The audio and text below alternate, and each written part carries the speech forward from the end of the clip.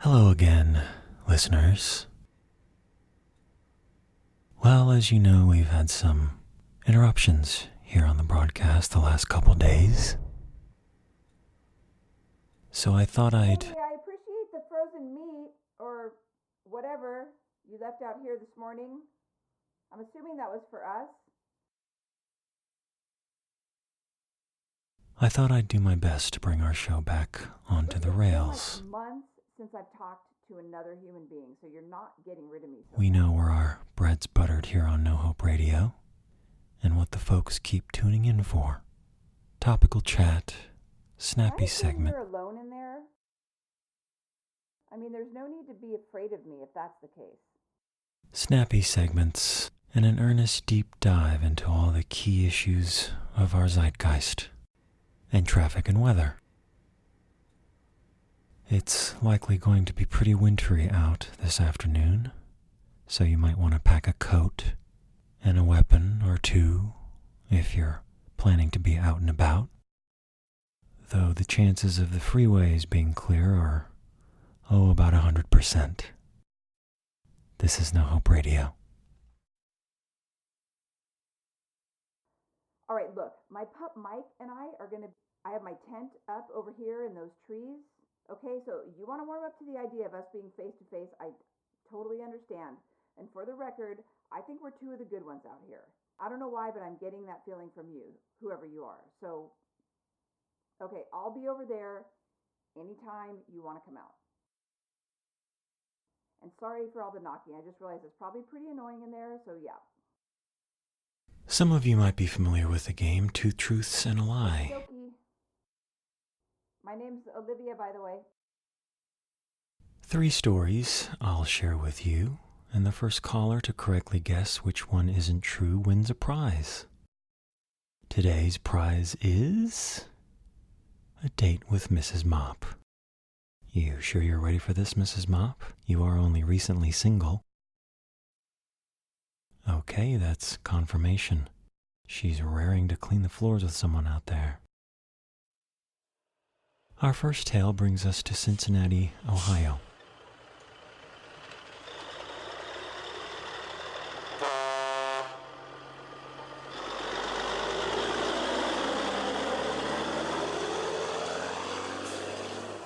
Even though I could barely see Blanche's semi in the distance down the road, I was still waving goodbye. She was on her way to Detroit, if I remember. What I don't remember, though, is why I decided to hop off in Cincy, or what about its rather bland visage caught my 18-year-old fancy. Funny sometimes how one can make a life-defining decision without ever knowing why. I wandered the streets, but not for long.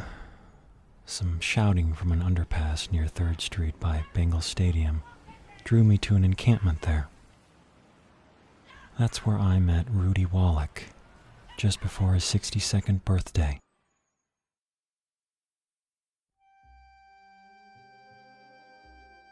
Rudy was naturally built and purposefully bald. Despite being homeless, he always wore dress trousers and a button-down shirt that I assume was once white, and a tattered, bluish, double-breasted blazer made of silk that still managed to maintain bits of its luster in the daytime. You could easily think Rudy paid a lot of mind to his wardrobe to make up for a bulbous nose sprouted over a few bourbon-soaked decades. He always shined his shoes, too, even though he'd only ever be able to get them to a kind of burnished matte at best. But perhaps army habits don't die. Almost from the first moments Rudy took me in, he made it clear that he had a deep appreciation for 2 things: the battle tactics of the Desert Fox, Erwin Rommel, and Argentine tango, something he said he picked up from a platoon mate in Vietnam. Rudy likened the motions and embraces of the tango to war. Said it was no accident that he learned about such a beautiful physical art while down there, getting groovy with the gooks, as he put it. We were led by donkeys, but, we fought like fucking lions over there. You understand? I was a lion. Not like these saps you see running around here. Look at them. Nah, I had a fucking roar. I had a war face that'd make you think twice about that. A cross around your neck. Man, you're gonna wanna hide that thing around here, son. And I don't just mean 'cause it's gonna get borrowed from one of these jackals. Nah, I mean 'cause it spits in my face, that cross. I used to wear one too. Yeah, I used to fucking wear one too. Rudy went on about the first time he took someone's life. Described a reverse ambush that had him and half his platoon up a thick hill, waiting for Viet Cong soldiers to cross their line. He remembered being planted behind a fallen tree trunk with the neck of his rifle firmed against the wet, forgiving bark. He said he wasn't nervous, but I didn't believe him. And then, like a swift rain, the moment came.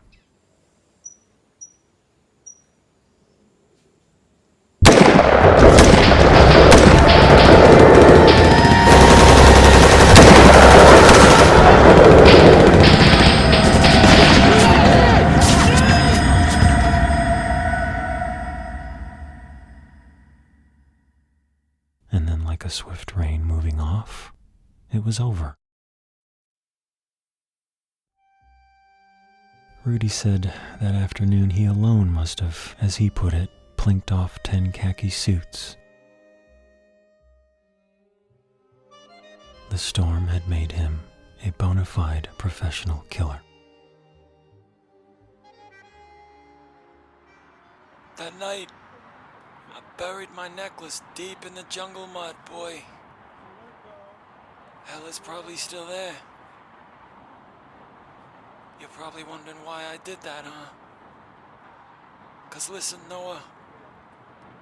You look down the sight of your rifle and you see a face on the other side. You pull that trigger and you tell me there's such thing as a savior or anything close to it. You tell me there's a fucking God.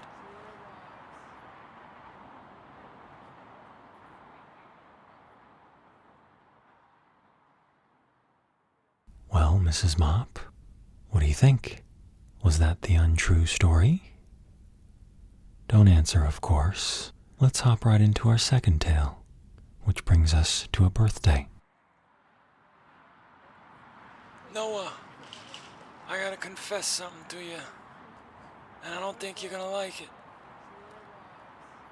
First night you came in here, when you was asleep,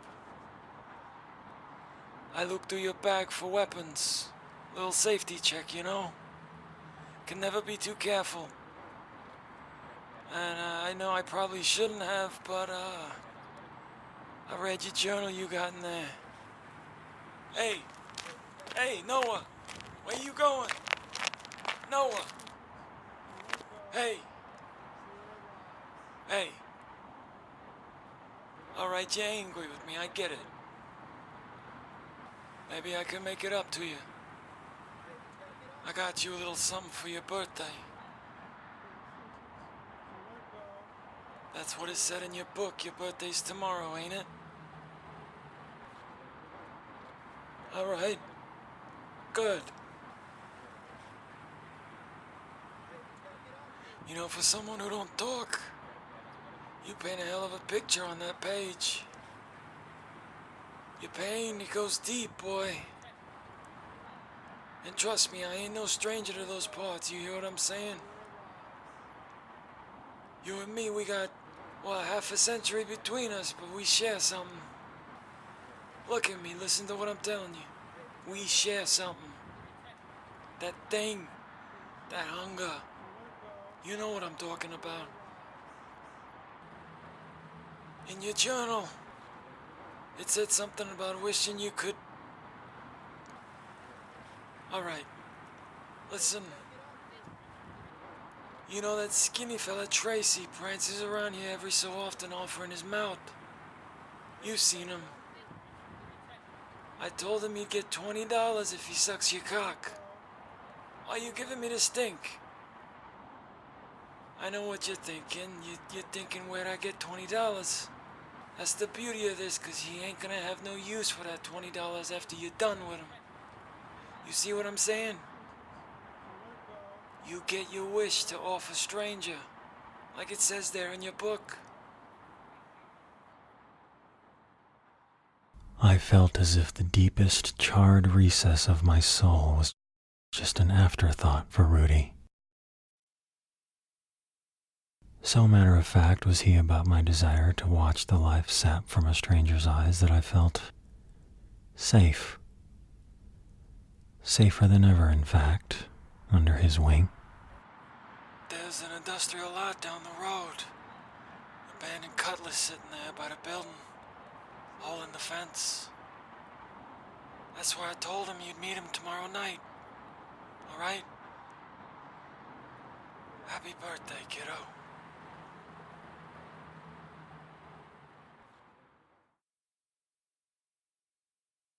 Well, Mrs. Mop, is our second one the tall tale? Don't answer, of course. That's for the listeners to guess.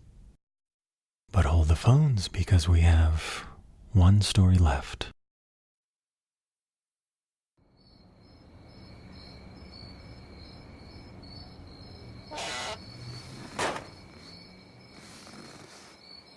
Rudy said you don't talk. Is that true? I mean, most of you don't really want to talk, but you can't or something, right? I mean, fine with me. I don't exactly want to get to know you or anything. Cool if I put my hand here?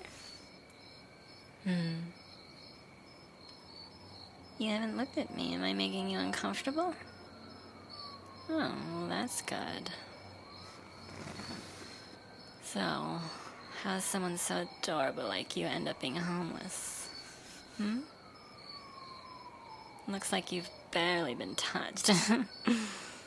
Right out the box. You even done something like this before? Oh. Shit. I've never done this before with someone that's never done this before. Look at that, how the moon's hitting your necklace. Looks nice on you.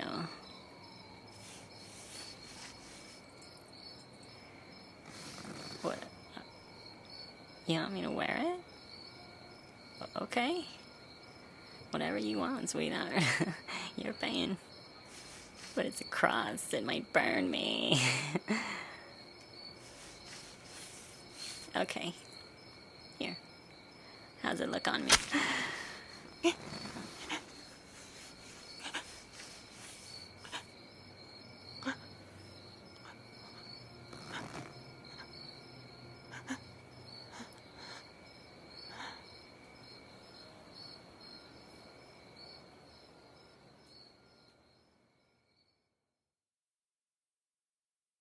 Well, little disappointed at the number of callers this afternoon.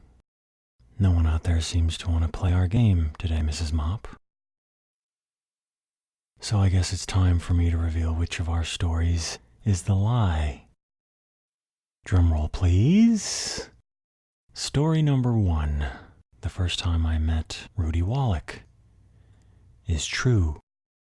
Story number 2, the time Rudy helped himself to my journal, also true.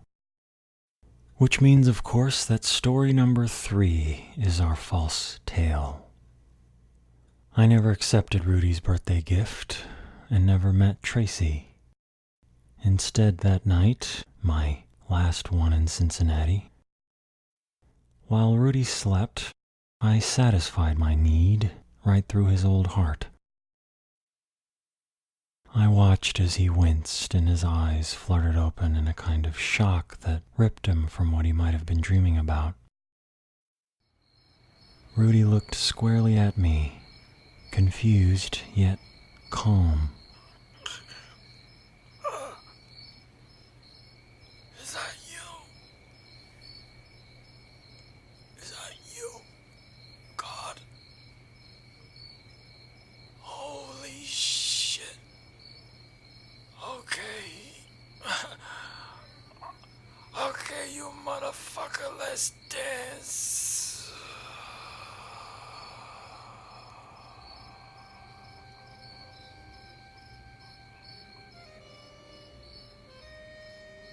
I laid my necklace over his hand that was stiffed into a claw, and reunited him with what he'd abandoned in the jungle. Kneeling there, savoring the dewy air inside Rudy's tent and no longer feeling the hunger that had panged since my afternoon with Dave, those many years ago, I had a bit of an epiphany. There was something deeply rewarding about forming a bond and earning someone's trust before doing away with them. Like a dance, if you will. No random stranger could ever fill that void.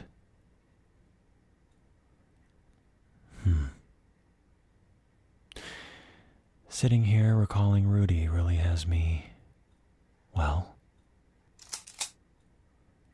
wanting to get to know someone again.